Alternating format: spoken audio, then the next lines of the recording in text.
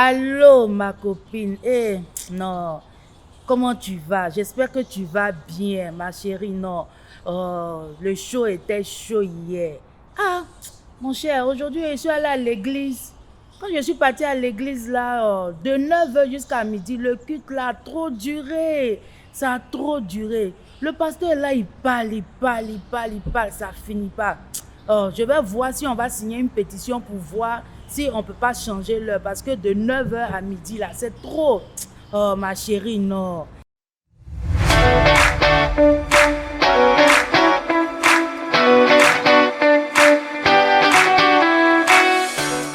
Hello la famille, j'espère que tu vas bien, j'espère que ta semaine se passe bien, que la grâce, la paix de Dieu soit avec vous.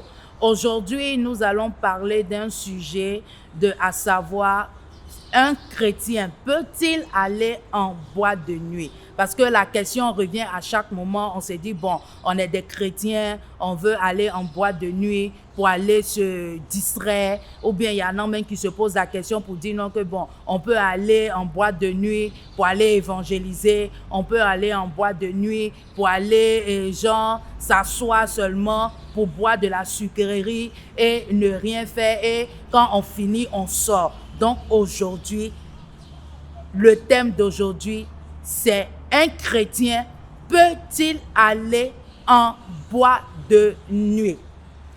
Et la Bible nous dit dans Éphésiens 4, le verset 17, la Bible nous dit, voici donc ce que je dis et que j'affirme dans le Seigneur.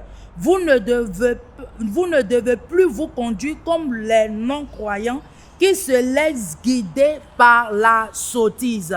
Nous tous, on sait que dans les boîtes de nuit, quand on rentre dans les boîtes de nuit, c'est pour aller, il y a la boisson, il y a la drogue, il y a l'alcool, il y a le sexe, il y a toutes les mauvaises choses qui s'y passent. Même quand tu te trouves dans l'endroit, déjà, c'est que il y a la musique déjà mondaine qui passe. Et tu es un chrétien. Et tu te dis non que bon, étant chrétien, je peux aller en boîte de nuit. C'est ce que Éphésiens nous dit. Il dit, voici donc ce que j'ai dit et ce que j'affirme dans le Seigneur. Vous ne devez plus vous conduire comme les non-croyants qui se laissent guider par la sottise. La sottise, c'est quoi? C'est le fait d'aller en boîte de nuit, boire. C'est le fait d'aller en boîte de nuit pour aller fumer. C'est le fait d'aller en boîte de nuit pour aller commettre, sortir avec des filles ou bien des hommes. Parce que quand on va en boîte de nuit, le fait de trop boire, ça t'amène à faire des choses qui n'honorent pas Dieu.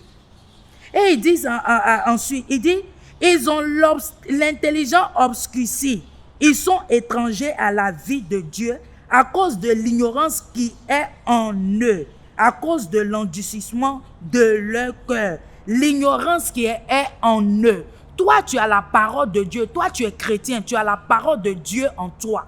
Donc, tu ne peux pas te lever pour dire non que tu t'en vas en boîte de nuit pour aller, pour juste boire une sucrerie. Mais au-delà de la sucrerie que tu t'en vas boire, qu'est-ce que tu t'en vas avoir encore plus dans le lieu là où tu es?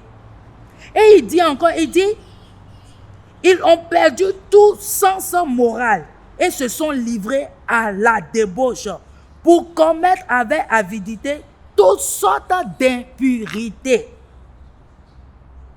Ils se sont livrés à la débauche. Dans les boîtes de nuit, c'est que de la débauche. Donc toi, chrétienne, tu t'en vas faire quoi en boîte de nuit, étant un chrétien? Tu t'en vas faire quoi? Et il dit quoi encore? Mais vous, ce qui n'est pas ainsi que vous avez appris à connaître Christ, si du moins c'est lui que vous avez écouté, et si ce n'est en lui que vous avez été enseigné, conformément à la vérité qui est en Jésus. On vous a enseigné à vous débarrasser du vieil homme. On vous a enseigné à vous débarrasser du vieil homme. Quand tu viens à Dieu et que réellement tu as donné, tu as confessé le Seigneur en tant que ton Seigneur et sauveur personnel, tu as déclaré que je ne veux plus fumer. Seigneur, je ne veux plus boire. Seigneur, je ne veux plus commettre la débauche. Seigneur, je ne veux plus commettre l'adultère. Je ne veux plus commettre la fornication. Maintenant, et que tu as donné ta vie réellement à Dieu. Maintenant, qu'est-ce qui te pousse à aller en boîte de nuit pour dire que tu t'en vas prendre seulement du bon temps? C'est comme si tu as un pied dedans, un pied dehors. Et il y a des chrétiens, il y a des chrétiennes, quand on leur dit, ah, va en boîte de nuit, allons en boîte de nuit, elles sont contentes, elles sont heureuses, elles ont cette gaieté-là qui est en eux. Mais dès qu'on dit non, que oui, on veut faire une veillée de prière nette, non, ça c'est fini. Elle a sommeil, elle trouve que la prière est trop longue, tu trouves que la prière est trop longue, tu trouves que le pasteur pas trop, tu trouves que le pasteur, il t'embête, tu trouves que le pasteur n'a rien à dire. Mais dès qu'on parle de boîte de nuit pour aller chauffer, là, tu n'as plus sommeil. Si on dit tout de suite qu'il y a une veillée de prière, automatiquement, là, tu es fatigué, ton pied te fait mal, ta tête te fait mal, tu es malade.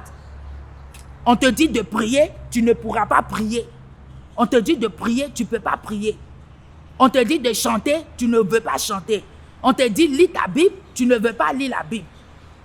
Mais si on dit tout de suite, allons en boîte de nuit, là, tu es content, tu es contente. Donc tu dois te revoir. Et il dit quoi? La Bible dit ici, tu dois te débarrasser du vieil homme. Donc c'est que si tu as encore l'amour de la boîte de nuit en toi, c'est qu'il y a un vieil homme en toi que tu dois te débarrasser de cela. Et la Bible dit quoi encore?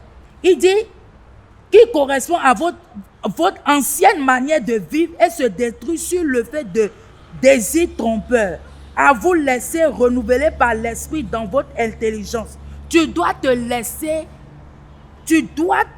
renouveler par l'esprit dans votre intelligence et à vous revêtir de l'homme nouveau. Il faut qu'il y ait un homme nouveau en toi. Si tu es chrétien, il doit y avoir un homme nouveau en toi. C'est très important qu'il y ait un homme nouveau en toi. Et il dit quoi encore? Et puis en plus, quand tu donnes ta vie à Dieu et tu vas en boîte de nuit, déjà c'est pour ton propre témoignage. C'est ton propre témoignage. Parce que quand tu vas en boîte de nuit, et puis il y a une autre personne qui est à côté de toi, qui se dit, mais voilà le frère, il dit il est chrétien et il vient en boîte de nuit avec nous. Qu'est-ce que tu vas lui dire? Tu ne peux rien lui dire parce que tu as la même vie que lui. Tu fais les mêmes choses que lui. Donc tu ne peux pas lui parler et puis il va t'écouter. Donc il y a ton témoignage qui est très important. Comme dans Matthieu 5 le dit, le Matthieu 5 verset 16 le dit, que de la même manière votre lumière brille devant les hommes afin qu'ils voient votre belle manière d'agir. Matthieu 5, le verset 7. Ta belle manière d'agir. Ta lumière doit briller. Ta lumière doit briller parmi tes amis. Donc si tu te dis que tu es chrétien et tu te rends toujours dans les boîtes de nuit avec les non-croyants, avec des gens qui n'honorent pas Dieu, est-ce que ta lumière brille? Ta lumière ne brille pas. Tu ne leur montres pas ta belle manière d'être. Non. Tu ne leur montres pas ta belle manière d'être. Donc, étant chrétien, il n'est pas bon que tu ailles en boîte de nuit. Parce que ça n'honore pas Dieu. Et toi-même, ça ternit ton témoignage. Et ensuite de cela, quand tu rentres là-bas, qu'est-ce que tu vas entendre? Ce que tu entends, c'est ce qui alimente ton esprit. Tu ne peux pas venir à l'église et puis on essaie de faire de telle sorte que ta vieille nature parte et tu vas repartir encore pour envoyer encore cette vieille nature-là. Non. Donc mon frère, ma soeur, j'aimerais te dire ce matin, j'aimerais te dire en ce jour, tu es un chrétien, tu es une chrétienne. Garde ta lumière, Garde ta lumière, qu'elle brille parmi tes amis, qu'elle brille parmi ta famille, qu'elle brille dans cette nation, qu'elle brille dans ton entourage, qu'elle brille par ta manière d'être. On peut dire non que tu es gaou ou bien tu es gaouaz. Oui, mais ta lumière va briller parce que c'est ton témoignage. Ta vie doit témoigner. Ta vie doit témoigner. Ta vie témoigne déjà pour dire que Dieu est bon. Et c'est ce que j'aimerais vous dire en ce jour. Et si tu me suis en ce jour et que tu sais que tu n'as pas reçu le Seigneur, ou bien soit tu es un chrétien et que tu vas en boîte de nuit et tu veux changer de vie, tu veux que le Seigneur te pardonne, tu vas incliner ton cœur et tu vas demander pardon au Seigneur sincèrement. Tu vas dire au Seigneur que le Seigneur te dépouille de cette vieille nature-là qui est en toi. Que l'Éternel fasse que ta lumière brille et que ta lumière